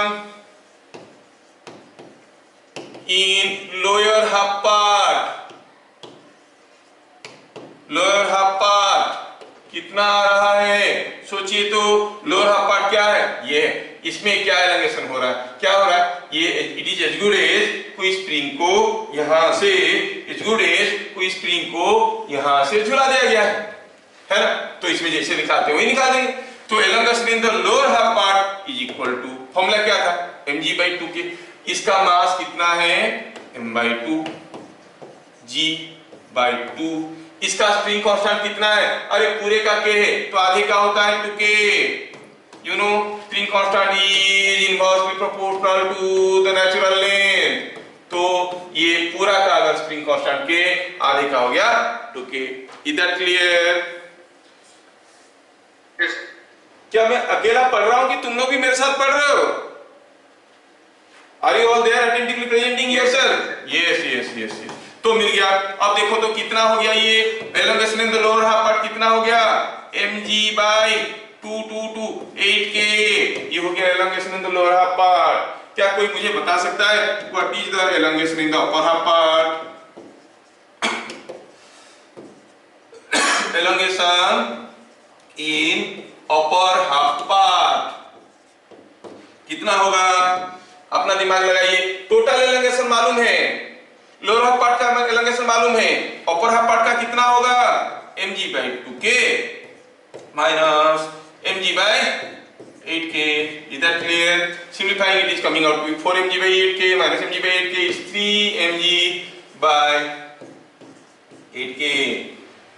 ठीक है। तो देखो तो अगर lower part में एलंगेशन x हुआ है mg/8k, अपर पार्ट में एलंगेशन कितना हुआ है? 3x। ये याद रखना जरूरी है। आप कुछ भी क्वेश्चन वो लोग पूछ सकते हैं, पूछने के लिए कुछ भी पूछ सकते हैं। The ratio of elongation in the two parts is 3 times। इधर हो गया mg/8k अपर पार्ट में, लोअर पार्ट में mg/8k। These are all important objective questions। समझ में आ रहा है क्या? ये जो हम कर रहे हैं किसके लिए कर रहे हैं? For spring. बट हमारा तो चैप्टर इलास्टिसिटी का है। आप सोचो आपको बताना है सारा केस में। Here is a bar of say just a minute, why not to make a good bar here. Bar वाला अच्छा वाला बार बनाओ। ये अच्छा वाला बार है, ये अच्छा वाला बार है जिसका मास m है, लेंथ l है, यंग्स मॉडुलस y है, एरिया a है, सस्पेंड किया गया है। Total elongation in the bar, total elongation in bar कितना हो जाएगा? क्या फॉर्मूला था सर? याद नहीं रहा सर, क्या था? ठीक है, याद नहीं रहा तो याद रखने की कायदा बताते हैं। याद रखने की कायदा बताते हैं जो कि गलत कायदा है, लेकिन याद रह जाएगा काम। अच्छा, तो ये स्प्रिंग था, स्प्रिंग कांस्टेंट k था। एक गलत तरीके से याद रखने की तरीका बताता हूं। जैसे मैं बता रहा था ना, AC can easily pass through capacitor, DC cannot pass, क्योंकि DC को हम ऐसे ड्रॉ करते हैं तो DC ऐसे जाता है, टकराता है, वापस आ जाता है। AC को ऐसे से ड्रॉ करते हैं तो AC ऐसे से जाता है, इसमें पार हो जाता है। गलत तरीका है, लेकिन याद रखने के लिए आसान होता था कि नहीं होता था? Exactly that way. ये गलत तरीके से आपको याद रखने की तरीका बता रहा हूं। ये कोई एक स्प्रिंग है, अपना वेट मास m है, spring constant k। Assume the center of mass is here and the total mass is concentrated here। Spring का सारा मास यहाँ पे ले आएंगे, बाकी कहीं मास नहीं है, ये मास के चलते एक वेट इसके ऊपर आएगा, इस वेट के चलते कौन सा पार्ट में एलोंगेशन होगा, अपर पार्ट में एलोंगेशन होगा। अपर पार्ट का स्प्रिंग कांस्टेंट कितना है 2k, कितना एलोंगेशन होगा mg बाई 2k। समझ में आती नहीं, पूरा का स्प्रिंग कांस्टेंट k है, अपर पार्ट का 2k है, तो ऊपर पार्ट में एलोंगेशन क्या होगा mg बाई 2k। आंसर तो आ गया mg बाई 2k, लेकिन तरीका सही है क्या, गलत है, क्योंकि इसमें तो अपर पार्ट में एलोंगेशन हो रहा है, लोअर पार्ट में नहीं हो रहा है। समझाने के लिए काम निकल गया। तो एक्चुअली हो रहा है क्या, लोअर पार्ट में जितना एलोंगेशन होगा अपर पार्ट में उसका 3 गुना एलोंगेशन होता है। तो याद रह गया आपको कि elongation, total elongation in the spring is mg by 2k।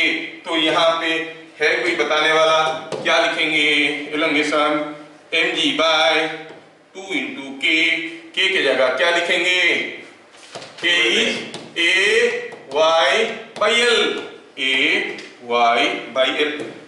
JEE advance तक आ चुका है, आपको आसान लग रहा है, ठीक है, 2015-16 के आसपास तो जेई एडवांस तक ये चीजें आ चुके हैं। So it is mgl by 2ay। अच्छा, elongation in the upper half part, elongation in lower half part, lower half part याद रखना है कितना होगा, वो mg बाई 8k होता था, अब क्या हो जाएगा mg बाई 8k, k मतलब a y by l। Elongation in the upper half part, upper half part कितना हो जाएगा, it is coming out to be mg 3 times 3mgl by 8ay। क्या सारा चीजें आपको याद रह रहा है, इज इट अंडरस्टूड? यस। तो हमें ये सारी चीजें भी समझ में आ गया रिगार्डिंग दिस। अब नेक्स्ट में देखना चाहता हूं स्ट्रेस स्ट्रेन कर्व। यहाँ पर देखिए हम लोग अभी तक कोई न्यूमेरिकल नहीं किए, न्यूमेरिकल के लिए मैं दे दूंगा आपको करने के लिए। तो अभी हम ये सारा चीज देख लिए, क्या छूट गया हमसे वही मैं ढूंढ रहा हूँ, if anything is left. Hooke's law देख लिए, अच्छा चलिए आप देखते हैं stress strain curve. Point number 4, stress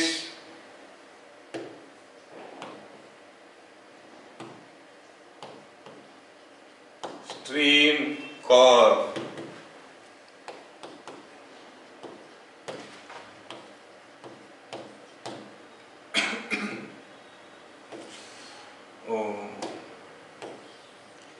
क्या है ये स्ट्रेस स्ट्रेन कर्व?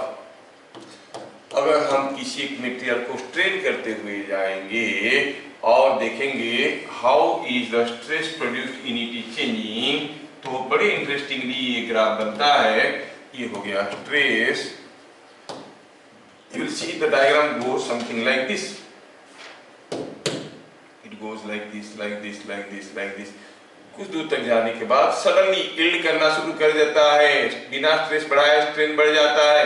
ये इतना फ्लैट नहीं होता है, ये थोड़ा सा कुछ यील्डिंग समय में उसके रप्चर्स होते हैं, मॉलिक्यूलर रप्चर्स, तो थोड़ा ऐसा ऐसा शेप होता है, फिर ऐसा होता है, फिर ऐसा हो जाता है। ये स्ट्रेस स्ट्रेन डायग्राम अगर कंप्लीटली करेंगे तो ये ऐसा बनता है। यहाँ पे जो आपका इलास्टिक लिमिट है, जो इलास्टिक लिमिट है वो कौन सा है, ये है इलास्टिक लिमिट, ठीक है। I will say this is the elastic limit, ठीक है। और यहाँ पे जो स्ट्रेस बन रहा है उसको क्या कहते हैं, यील्डिंग स्ट्रेस। क्या कहते हैं इसको, यील्डिंग स्ट्रेस। नाम दे देंगे इसको, ठीक बढ़िया रहेगा। चलो हम इस पॉइंट को कहते हैं ए, इस पॉइंट को कहते हैं बी, इस पॉइंट को कहते हैं सी, इस पॉइंट को कहते हैं डी एंड सो ऑन।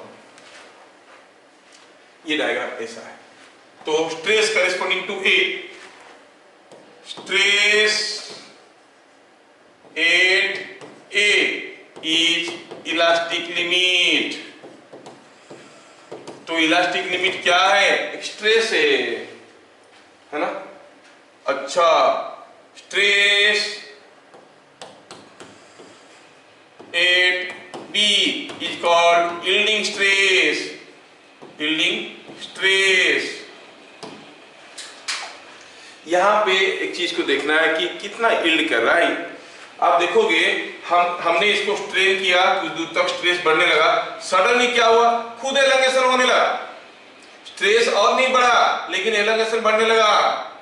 कोई बार को आपने खींचे, आप इसको फोर्स लगा के खींचने लगे, स्ट्रेस बढ़ने लगा।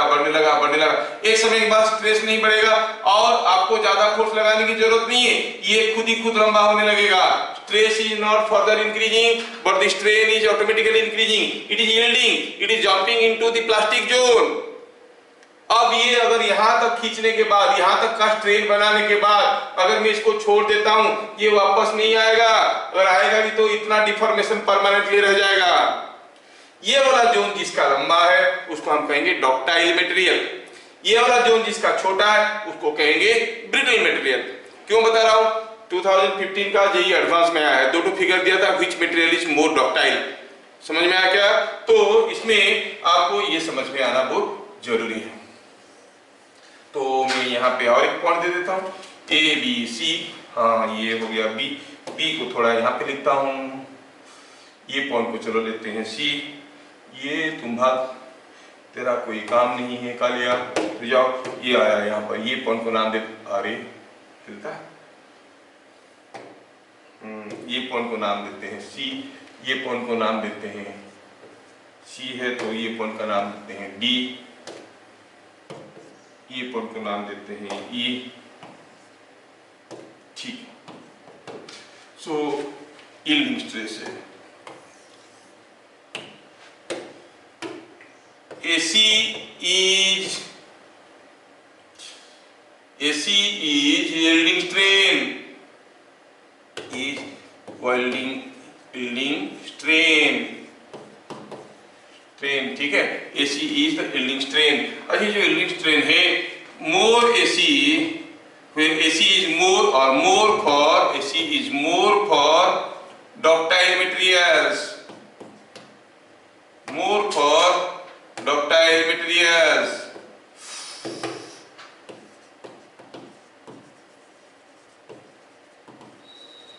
and less for brittle,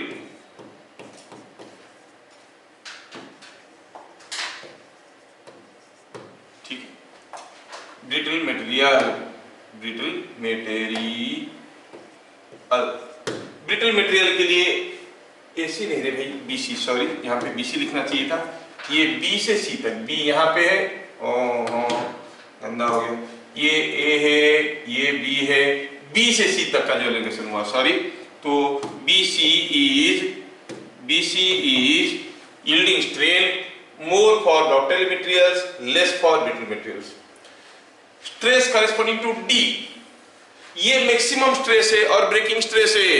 इससे ज्यादा स्ट्रेस करने की कोशिश करेंगे तो क्या होगा, आप देखोगे जो चीज को आप ऐसे खींच रहे थे ना, सपोज कोई बार है, इसको आप ऐसे, आप एक आटा का गोंद लेके भी आप इसको ट्राई कर सकते हो फॉर योर अंडरस्टैंडिंग। आप जैसे थोड़ा सा खींचोगे छोड़ोगे वापस आ रहा है, और थोड़ा खींचोगे छोड़ोगे वापस आ रहा है, खींचते जाओ, एक पर्टिकुलर समय के बाद देखोगे इसमें क्या होगा, एक नेक फॉर्मेशन हो जाएगा, किसी एक जगह पे एक नेरो सेक्शन बन जाएगा, किसी एक जगह पे एक नेक फॉर्मेशन हो जाएगा। एक बार नेक फॉर्मेशन हो गया तो फोर्स तो हर जगह बराबर है, लेकिन जहां पर एरिया कम है वहां पे स्ट्रेस ज्यादा हो जाएगा, more stress will be produced, यहाँ पे स्ट्रेस ज्यादा हो जाएगा और वहीं से टूट जाएगा। So D, the stress corresponding to D is called breaking stress, ठीक है, बेकिंग स्ट्रेस। उसके बाद अगर आप स्ट्रेन कम करने की कोशिश करोगे भी तो नहीं रहेगा, वो खुद ही टूट जाएगा, टूट के वो गिर जाएगा, ठीक है। तो हम क्या कहेंगे, stress corresponding to D is called breaking stress. Stress at B is called, stress at D is called breaking stress, D is breaking stress।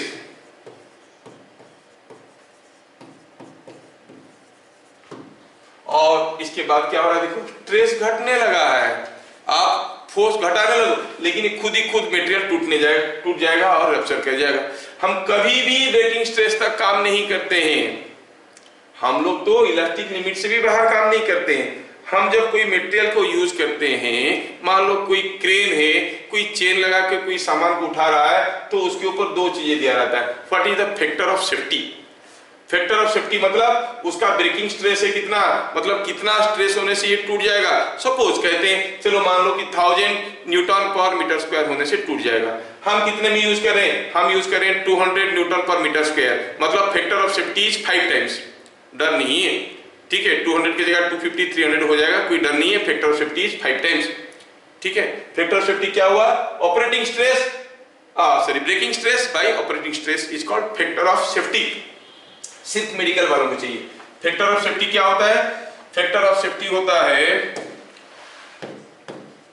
Factor of safety होता है ब्रेकिंग स्ट्रेस। कितना स्ट्रेस के बाद ये टूट जाता है? Breaking stress by operating stress, इसको कहते हैं फैक्टर ऑफ सेफ्टी। जहां पर लिफ्टिंग लोड्स होते हैं, इसको यहां पर 5 लिया जाता है फॉर लिफ्टिंग लोड्स। कोई लोड को उठाना है, लिफ्टिंग लोड्स के लिए ये कोई चीज को चेन लगा के क्रेन से उठाना है तो उसको दिया जाता है। ब्रिज बनाना है तो लिफ्टिंग लोड, मतलब कंटिन्यूअसली स्लोली लोड बढ़ता है, जिसमें लिफ्टिंग लोड कहते हैं, उसमें 5 लिया जाता है। और 10 लिया जाता है किसमें? For impact loading. Sudden loading हो रहा है, कोई चीज नहीं था, सडनली उसके ऊपर कोई लोड आ गया, इंपैक्ट हो रहा है, इंपल्सिव लोडिंग हो रहा है। इंपैक्ट लोड्स के लिए हम लोग क्या लेते हैं? 10 लेते हैं। डाटा याद रखने की जरूरत नहीं है। What is factor of safety you must understand. तो इतने सारे चीज हम लोग अभी समझ गए। अब वो जो स्ट्रेन हो रहा है वो क्यों हो रहा था? Because the agent was producing a strain, because of that there was a stress. Strain दूसरे कारण से भी हो सकता है, due to variation of temperature in a material. Now we shall discuss about the temperature strain and temperature stress, ठीक है। Temperature strain and temperature stress के बारे में देखिए। पॉइंट नंबर 5, ये पॉइंट नंबर 4 गया था। We have seen point number 4, now we'll see point number 5. Temperature stress क्या है? आपको मालूम होगा, when temperature of a bar is increased or changed by delta theta, the change in length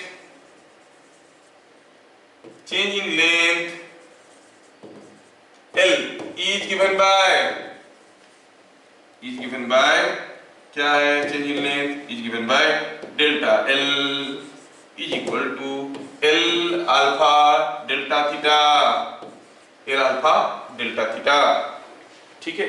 alpha is called temperature coefficient of linear expansion, coefficient of linear expansion, ठीक है। temperature coefficient of linear expansion,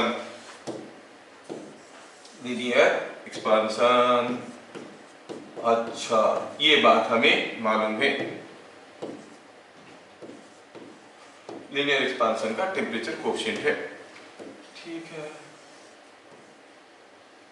similarly superficial expansion होता है ना, volumetric expansion भी होता है। Anyway, dl is the change in length when the temperature of a material is increased by delta theta, length will increase by delta L. Temperature is decreased by delta theta, length will decrease by delta L, and so on. अभी ये चीज हमें समझ में आ गया। थोड़ा और आगे समझते हैं कि सपोज बीट नंबर 2 में देखेंगे। सपोज हम कहेंगे कि हियर इज ए बार,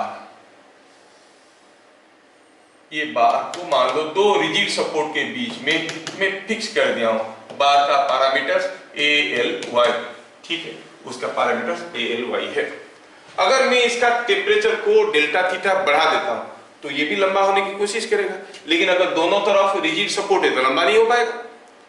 अगर टेम्परेचर को घटा देता हूं ये भी छोटा होने की कोशिश करेगा, लेकिन अगर सपोर्ट रिजिड है तो छोटा नहीं हो पाएगा। So for any change in temperature इसमें एक स्ट्रेन प्रोड्यूस होने वाला है, क्योंकि अगर ये खुला रहता तो लेंथ होता शायद L प्लस DL, जबरदस्ती आप L में रोक के रखे हो, स्ट्रेन कितना हुआ DL बाई L। समझ में आया क्या?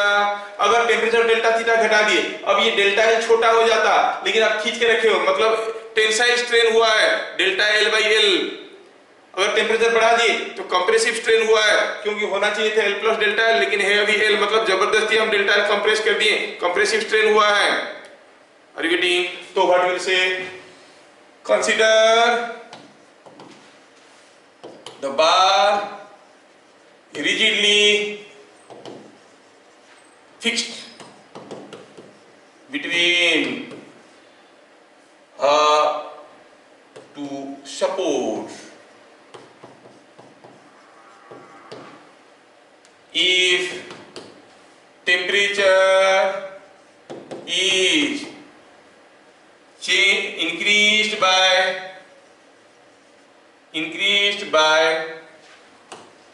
delta theta, the bar is under कौन सा स्ट्रेन है बताओ? कंप्रेसिव स्ट्रेन है कि टेंसाइल स्ट्रेन है? टेम्परेचर हम बढ़ा दिए हैं, टेम्परेचर बढ़ा दिए हैं, तो बताओ ये कौन सा स्ट्रेन में है? कंप्रेसिव स्ट्रेन है कि टेंसाइल स्ट्रेन है? कंप्रेसिव स्ट्रेन है, अंडर कंप्रेसिव, मतलब आप लोग सुन रहे हो, कंप्रेसिव स्ट्रेन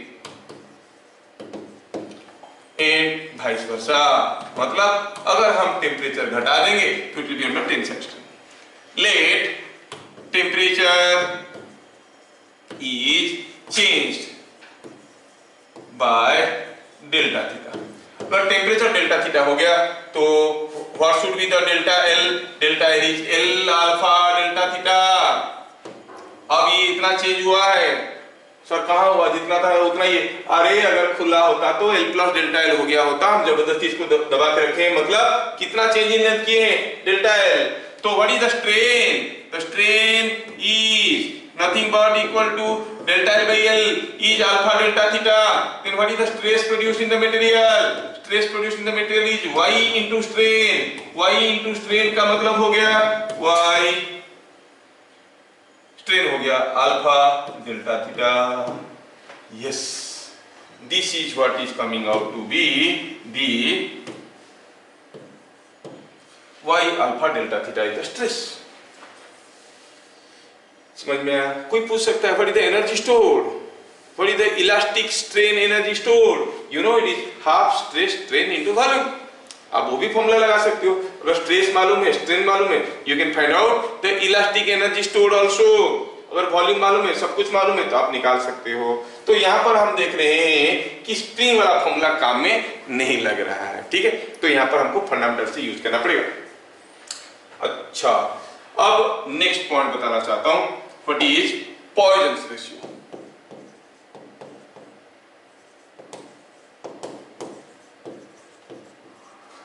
पॉइजन्स रेशियो क्या है? ये पॉइजन्स रेशियो, अब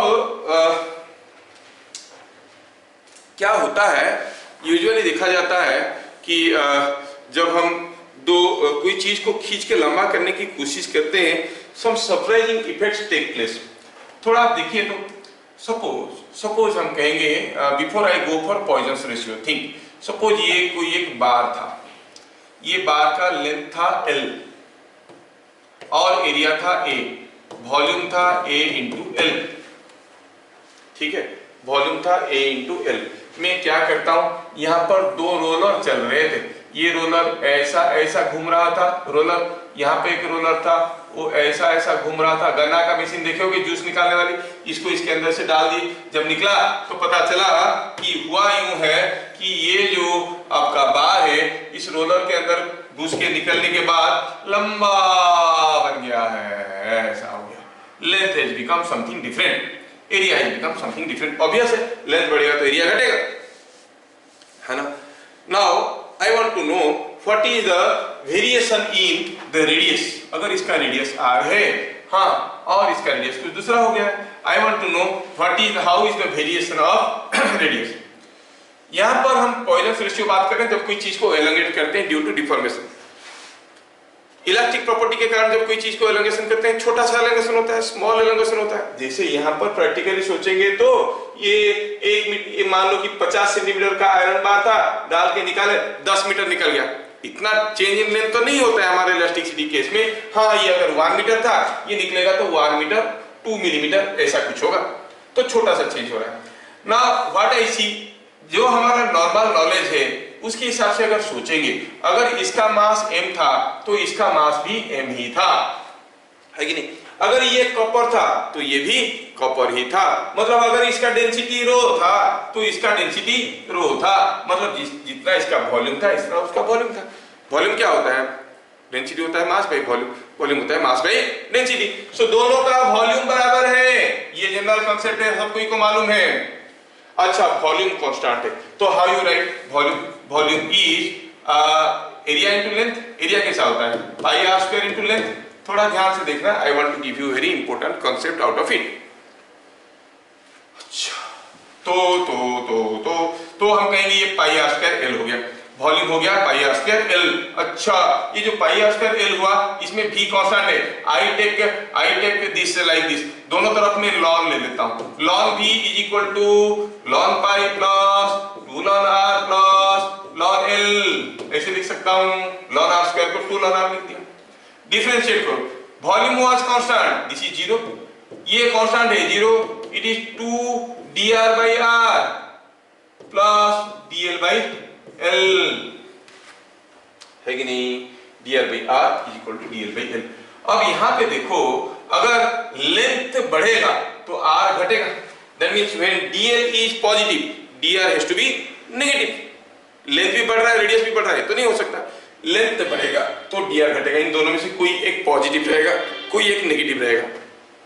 चलिए हम अपना केस लेते हैं, dl पॉजिटिव है तो हम कहेंगे dr इज नेगेटिव, लेंथ बढ़ेगा तो रेडियस घटेगा, ठीक है। तो हम कहेंगे टेकिंग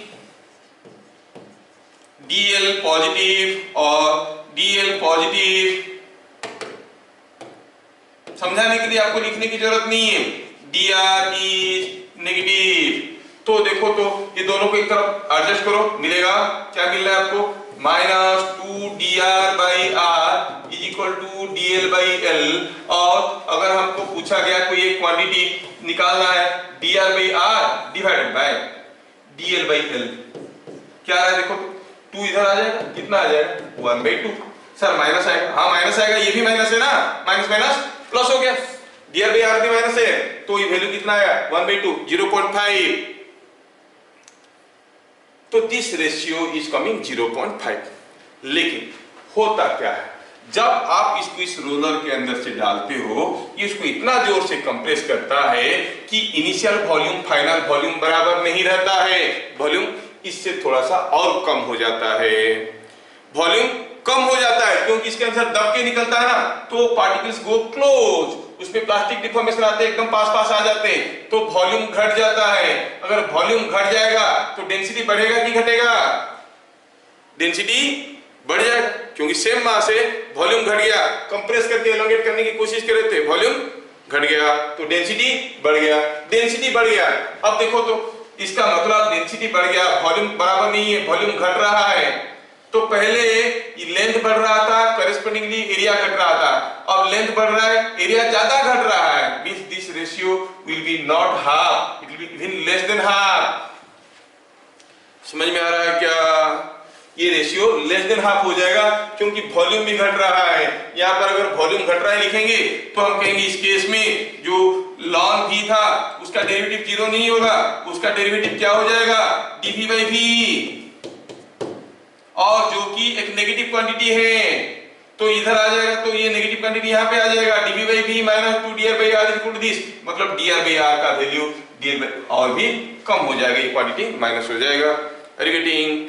तो वॉल्यूम घटने के कारण ये जो रेशियो है वो हाफ से भी कम रहेगा। This ratio is called Poisson's ratio. Ideal case में जब कोई बॉडी को एलोंगेट या कंप्रेस कर रहे हैं, उसका डेंसिटी में कोई बदलाव नहीं आ रहा है, सोच के हम काम कर रहे हैं, तो कहते हैं कि हो सकता है हाफ, मतलब मैक्सिमम वैल्यू हो सकता है हाफ, इससे ज्यादा हो ही नहीं सकता। Maximum value of Poisson's ratio can be 0.5, but practically देखा जाता है कि it is always less than 0.5. It may be 0.4, it may be 0.45, it may be 0.3, depending how you are taking this extrusion process. लंबा करने के लिए, elongate करने के लिए आप क्या कर रहे हो, कैसे कर रहे हो, उसके ऊपर डिपेंड करता है. तो अब हम पॉइजन्स रेशियो के बारे में समझ गए. थोड़ा सा एक छोटा सा गलती हो गया है. Someone of you have told me here, ये जो टाइम पीरियड वाले में क्या था, 2 pi root over of m by k. ये time period of this small oscillation. अगर ये मास कैपिटल M है तो यहाँ पर ml by ay होगा. ये मास स्मॉल m है, इसको इग्नोर कर सकते हैं. और बताने के लिए बता देते हैं, if m is not very small, तो आप इस केस में टाइम पीरियड को ऐसे लिख सकते हो. कैसे हुआ पूछोगे तो पूरा क्लास इसके पीछे निकल जाएगा. It's a long derivation. ठीक है. t is equal to 2 pi root over of m plus m by 3 by ay into l. लेकिन मैं आपको सिंसियरली रिक्वेस्ट करूंगा, याद मत रखो. ठीक है, डोंट रिमेंबर दिस. हाँ, कोई बाई चांस कोई भाव खाने के लिए पूछ लेगा, अच्छा फलाना सर के पास पढ़ रहा है, बता तो क्या होगा, तो ये बता देना. लेकिन आपको जरूरत में नहीं आएगा ये चीजें. ठीक है, जरूरत में चीजें नहीं आएंगे, ज्यादा नहीं आएंगे जरूरत में.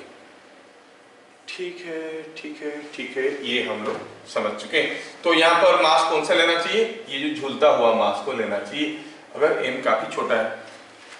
Okay, now we were talking about Poisson's ratio. और उसमें क्या देख लिए, when a bar is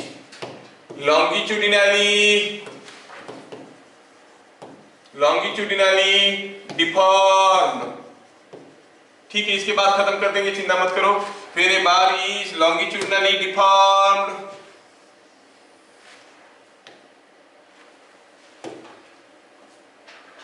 there occurs a change in its cross-sectional radius. Cross-sectional radius. Poisson's ratio किसको कहते हैं, Poisson's ratio is fractional change in radius by fractional change in length. Fractional change in length is called Poisson's ratio. It can be, or it is usually less than or equal to 0.5. इससे ज्यादा तो हो नहीं सकता. क्या ये value याद रहा आपको? ठीक है, चलो मैं आपको एक छोटा सा केस देता हूं. ठीक है, तो मैं आपको एक केस दूंगा, क्वेश्चन दूंगा. इसमें suppose A bar of mass m, length l and cross-sectional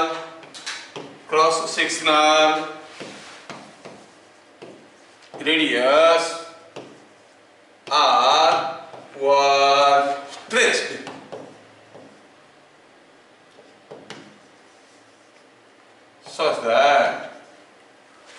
such that the Poisson's ratio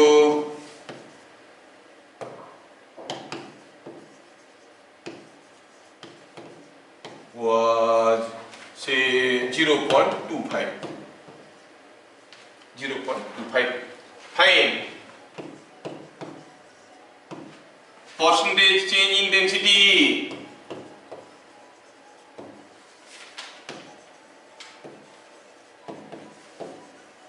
एक क्वेश्चन आपसे करवा रहा हूं. ठीक है, आप करो, इसको कोशिश करो, ट्राई करो. इसमें देखेंगे, हम जानते हैं कि density is mass by volume. Here mass is going to be constant, that is not changing. अच्छा, and volume is nothing but again pi are square l. अच्छा, चलिए सबका वैल्यू डालते हैं. Rho is equal to m by pi are square l. क्या दिया है, poisons ratio is eight 0.25, मतलब dr/r is equal to 0.25 into dl/l। अच्छा, गिवन ये हमें दिया गया है। ठीक है भैया, तो हमें परसेंटेज चेंज इन डेंसिटी पता करना है। I go to the next point. Rho is equal to m/πr²l। Rho is equal to m/πr²l। ln rho is equal to ln m/π। m और पाई दोनों कांस्टेंट है तो एक साथ रख दिए, minus 2 ln r minus ln l। ln l क्या ये चीज समझ में आ रहा है? कितना सिंपल है। डिनोमिनेटर में जो चीजें हैं वो नेगेटिव होके बन के आ गए। डिनोमिनेटर में जो चीज है, ओहो बदमाश, डिनोमिनेटर में जो चीजें हैं वो नेगेटिव बन के सामने आ गए हैं। अच्छा ऐसा है, तो फिर क्या करेंगे? Differentiate d rho by rho. ये तो कांस्टेंट है, m is not changing, pi is not changing, ये 0 माइनस 2 dr/r माइनस dl/l। हाँ, तो यहाँ पर क्या लिखा है क्वेश्चन में? थोड़ा सा ये bar of mass m length l तो area was stretched by 1%। Stretched by कुछ ले लेते हैं 0.1%, थोड़ा सा लिख देते हैं। कितना स्ट्रेच किए नहीं लिखेंगे तो कैसे पता चलेगा कितना स्ट्रेच किए? उसके हिसाब से तो डेंसिटी बदलेगा। बाय सच दैट हाँ अच्छा, सच दैट को छोड़ो, सच की क्या जरूरत है। स्ट्रेच्ड बाय से 0.3%। ठीक है, 3%। It was stretched by 0.3%।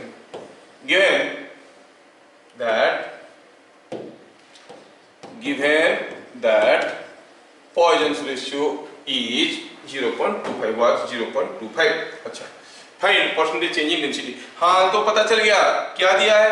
Percentage change in length stretched by 0.3%। यहाँ पर क्या दिया गया है? dl/l।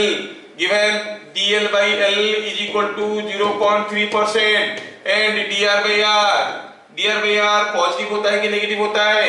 देखो लेंथ अगर बढ़ा है और dr/r नेगेटिव होगा, लेंथ बढ़ेगा तो रेडियस घटेगा। ये चीज आपको समझ में आना बहुत जरूरी है। लेंथ बढ़ेगा तो रेडियस घटेगा। In fact Poisson's ratio should be a negative quantity, लेकिन लिखते नहीं है हम लोग, इसको पॉजिटिव लिखते हैं। क्योंकि जब भी हम कोई एक मटेरियल का लेंथ को बढ़ाएंगे तो रेडियस घटेगा, लेंथ को घटाएंगे रेडियस बढ़ेगा। तो dl पॉजिटिव होगा तो dl नेगेटिव होगा। ये ओवरऑल क्वांटिटी हरदम नेगेटिव है, लेकिन हम उसका न्यूमेरिकल वैल्यू को लिखते हैं। समझ में आ रहा? अगर इंटेलिजेंटली सोचा जाए तो ये क्वांटिटी हरदम नेगेटिव ही है। तो हम क्या कहेंगे इसमें? हम कहेंगे अगर ये dl/l हो गया 0.3% तो dr/r क्या होगा? It is Poisson's ratio into dl/l। Poisson's ratio कितना था? 0.25 विथ ए माइनस साइन। क्यों? क्योंकि रेडियस घट रहा है। 0.25 माइनस 0.25 इंटू 0.3%। ये समझ में आना बहुत जरूरी है। मैं कहां से ये माइनस साइन लाया, आपको समझ में आना चाहिए। जब भी लेंथ बढ़ेगा रेडियस घटेगा। लेंथ भी खींच रहे हैं, लेंथ भी बढ़ रहा है, रेडियस भी बढ़ रहा है। कद्दू थोड़ी है कि फूल रहा है, ये तो लंबा भी हो रहा है और बड़ा भी हो रहा है। ऐसा नहीं हो सकता। लंबा होगा तो छोटा हो जाएगा, ठीक है ना, रेडियस कम हो जाएगा। तो this way we could find values. तो d रो बाई रो क्या आ गया? मैं क्या करता हूं, दोनों तरफ 100 मल्टीप्लाई कर देता हूं, is equal to minus 2 dr/r into 100 minus dl/l into 100। अब सोचो, d rho is change in density by rho fraction change in density into 100 is percentage change in density, dr change in radius by original r is equal to fractional change in radius into 100 is percentage change in radius, dl change in length by original length is fractional change in length into 100 is percentage change in length। ये सारा चीज हमें समझ में आ चुका है।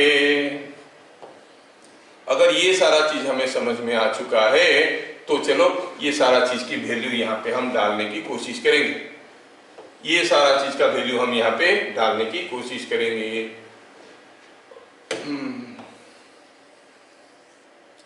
चलिए ये सारा चीज का वैल्यू डालने की कोशिश करेंगे। ये तुम लोग यहाँ पे आ जाओ, यहाँ पे ठीक है। गिवन क्या दिया है, given 100 into this, that is percentage change in length is 0.3%, 100 into r, that is percentage change in radius is this much, ये हमें मालूम है। चलो वैल्यू डाल देते हैं। Let us substitute the corresponding values। तो हमें तो ये चीज निकालना था, तो क्या मिला, d rho by rho into 100, that is percentage change in density is equal to minus 2 into dr by r। dr by r का वैल्यू हो गया minus 0.25। क्या ये एक्सप्रेशन में ये माइनस कैसे आया समझ में आया, क्योंकि नीचे था r to the power minus 2 l to the power minus 1, इसलिए माइनस माइनस आया है। अब ये माइनस 0.25 into 0.3 है ना, ये क्या हो गया, ये हो गया dr by r का वैल्यू into 100 का वैल्यू। और ये माइनस कितना हो जाएगा, इट इज 0.3।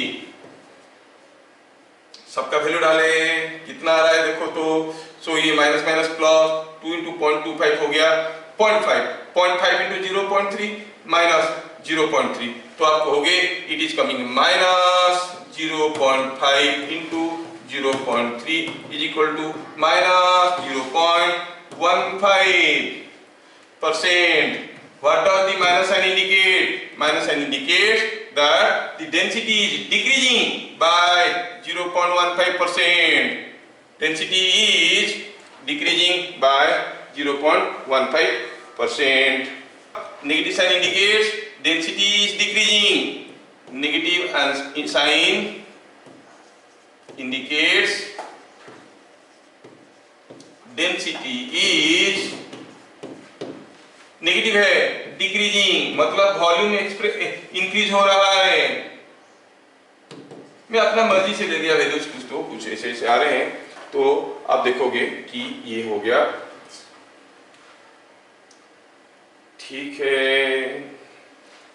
अगर मैं यहां पर ले लेता पॉइजन्स रेशियो 0.5, सोचो क्या होता, पॉइजन्स रेशियो 0.5 ले लेता मतलब वॉल्यूम कांस्टेंट रहता, तो हम कहते हैं डेंसिटी में कोई बदलाव नहीं आता। ट्राई करके देखो तो 0.25 की जगह 0.5 लेके देखो, ये 0.5 होता तो that into 2 हो जाता plus 0.3 minus 0.3, percentage change in density क्या हो जाता, 0। Density is not changing because mass is not changing and volume is remaining constant. क्या मेरी बात सबको समझ में आया, पॉइजन्स रेशियो भी समझ में आया। अभी हमारे पास बाकी रह गया और थोड़ा सा चीज, क्या बताइए, share modulus of rigidity, bulk modulus of rigidity, और जबकि आपको 90% क्वेश्चन जो आएंगे इसी थ्योरी पे आएंगे। बस आपको समझना क्या है, 90% जो क्वेश्चन आएंगे उसका 90% आएंगे stress strain related. You have to consider the bar as a spring, bar as a spring. 2 ठो बार सीरीज में लगे, सोच लो 2 ठो स्प्रिंग सीरीज में लगेंगे, springs in series, springs in parallel, accordingly you can apply the formula. 2 spring series में है तो equivalent spring constant is K1 K2 by K1 plus K2। 2 spring parallel में है, equivalent spring constant is K1 plus K2। Like that you can apply all this formula for this and you can go for the numericals. Anyway, फिर मिलेंगे अगले class, तब तक के लिए जय हिंद।